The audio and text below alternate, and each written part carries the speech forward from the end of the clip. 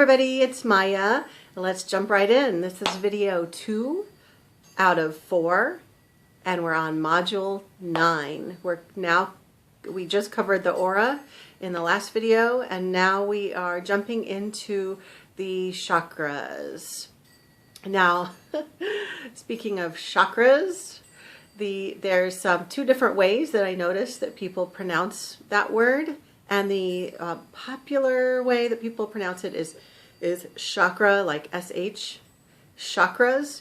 But the traditional way, like the correct way to say it, is actually chakra with a really hard CH. That actually comes from ancient Sanskrit. I've noticed something about myself that I keep trying to say chakra, which is the ancient way of saying it, but because I'm around so many people that say chakra, that's the common popular way of saying it, I tend to switch back and forth. So don't get confused by that. Both ways are actually fine and acceptable. And it's spelled C-H-A-K-R-A, no matter what. No matter how you pronounce it, that's how it's spelled. All right, so ChakraBasics. There I go, chakras. ChakraBasics. Nowadays, most people are familiar with at least the word chakras. I am going to start with the basics just to make sure that we have all of our bases covered. Okay. For this course, for year 1, we're covering the 7 primary chakras of your energy system. Now, there are actually more. There are infinite chakras, by the way. You have infinite. And there's a system of 12 as well. We'll actually cover that in year 2, so you can look forward to that. Most healers do work with the primary 7. So you'll be getting what's standard and what's the norm to start out with.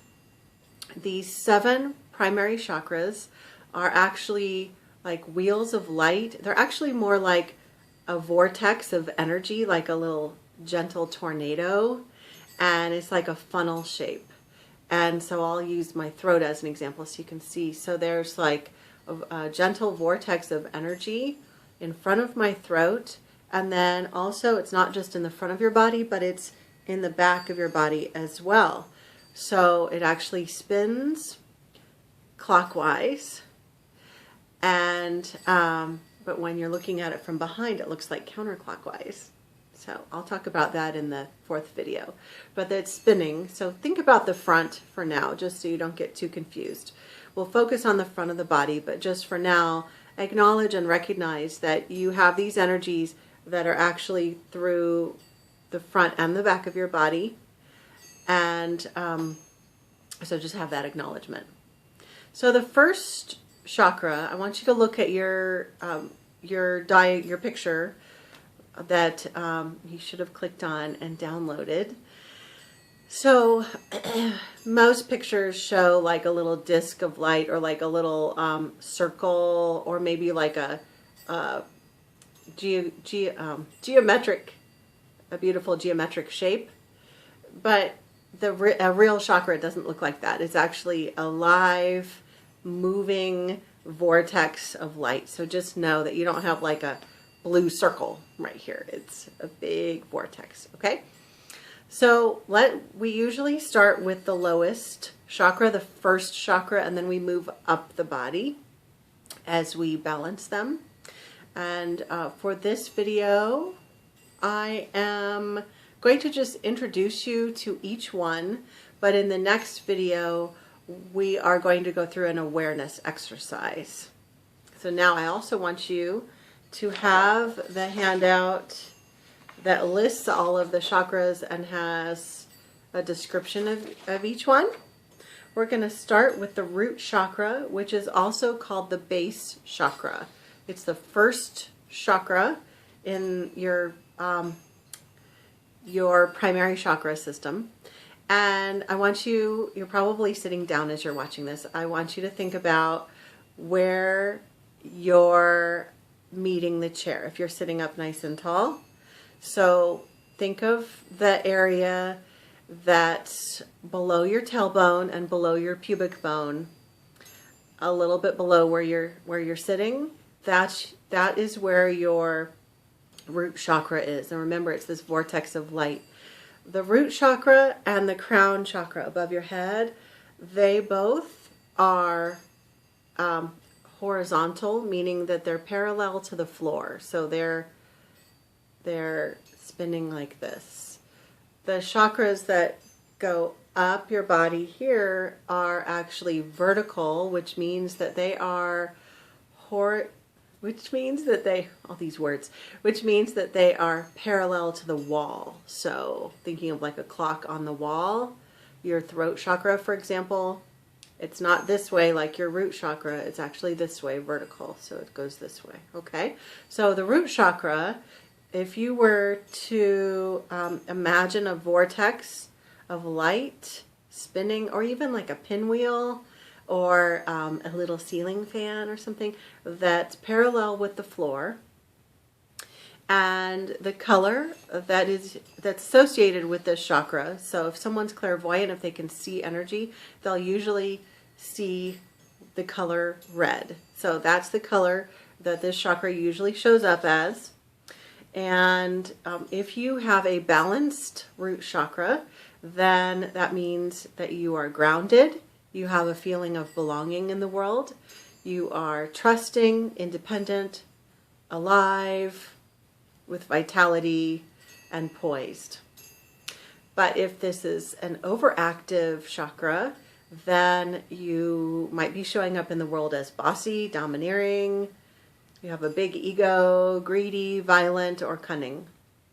If it's underactive, then you might have a feeling of being unloved, sexually inadequate, frustrated, fearful, shy, or unsure. Okay.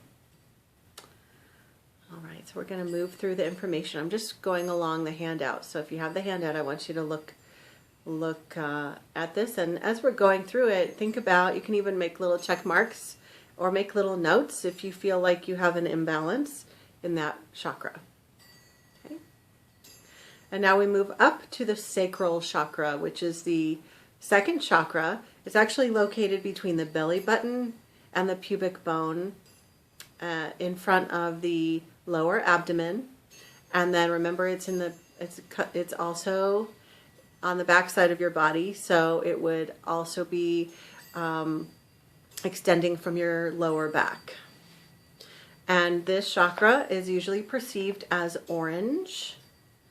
And if it's balanced and healthy, then you will show up in the world as friendly, passionate, sexually fulfilled, in a good mood, playful, and naturally flirty. And then if it's overactive, then you would be a person who needs power, manipulative, lots of cravings, and also addictions can show up in this chakra.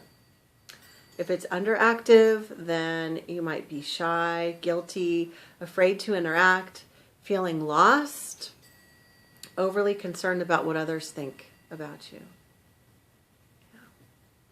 Okay, so now we move up to the solar plexus chakra.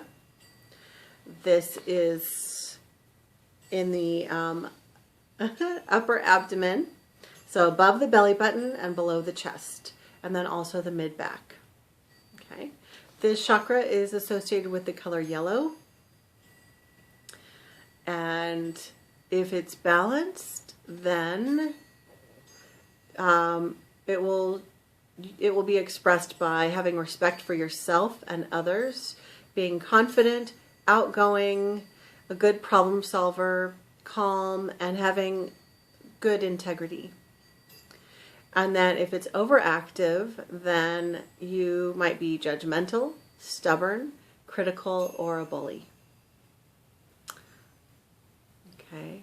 And then if it's underactive, then you might have low self-esteem, you might be apathetic, you might procrastinate a lot, you might feel or be taken advantage of, or not know what to do. And by the way, your whole energy system changes all the time. So in one moment, you might be overactive in this chakra, but on another day, you might be underactive. Or I work with a lot of women, and there are a lot of women who have had a history of having an underactive solar plexus chakra and having been a victim or not being in their power. And that was a reflection of their solar plexus chakra. And but then over time, as they're healing, they might overcompensate, and so then that chakra is overactive. So it can bounce back and forth. It can change with your moods. It can change with your hormones. It can change with your stress level, all of that. So if you're out of balance, it doesn't mean that you're always going to be out of balance. Let's move up to the heart chakra. I think this is the one that the most people talk about. And this chakra actually has the strongest energy out of any of your other chakras. So the energy actually extends out the furthest and reaches people the most. So when you have an open and strong heart chakra, you can really affect the energy in the whole room and positively affect other people as well. This chakra, of course, is around the area of your chest, your heart. It's the center of your chest and your upper back. This is associated with the color green, like a beautiful bright emerald green. And if it's balanced, then you are loved and loving, empathic, so you can really connect with other people's feelings. And you have a contagiously good vibe. If it's overactive, then you might have feelings of entitlement, jealousy, blaming others, or giving too much. And if it's underactive, you might have feelings of being unloved, feeling self-pity, fear of rejection, neediness, clinginess, or uncertainty. And then we move up to the throat chakra. And this is around the area of the throat, that vortex of light, and then the back of the neck. This is associated with the color blue. It can be either like an emerald blue or a beautiful sky blue. And if it's balanced, then you can express yourself. You can speak your truth. And you are creative in the way that you express yourself. Yeah. This chakra is also, it really connects a lot with the solar plexus chakra, because if you're not speaking your truth, if you're not speaking up for yourself, then you're not really in your power, which is your solar plexus. So both of these really have to do with power. And this one specifically about speaking up for yourself and being clear about what you need. So this is about expression. It can be verbal expression or other expressions. If this one is overactive, if the throat chakra is overactive, then you can have a habit of speaking too much, of boring others, seen as criticizing or stubborn. And if it's underactive, then you might have an issue with not being able to express yourself, afraid to speak in public, cannot express your creative side, seen as timid or dependent. Yeah. And then we're almost to the end. We're going to the sixth chakra. This is the brow chakra, also called the third eye. Now this one is over the forehead, between the brow area, and then instead of it being exactly behind that in the back of your head, it's actually at the base of your skull where your neck meets your skull.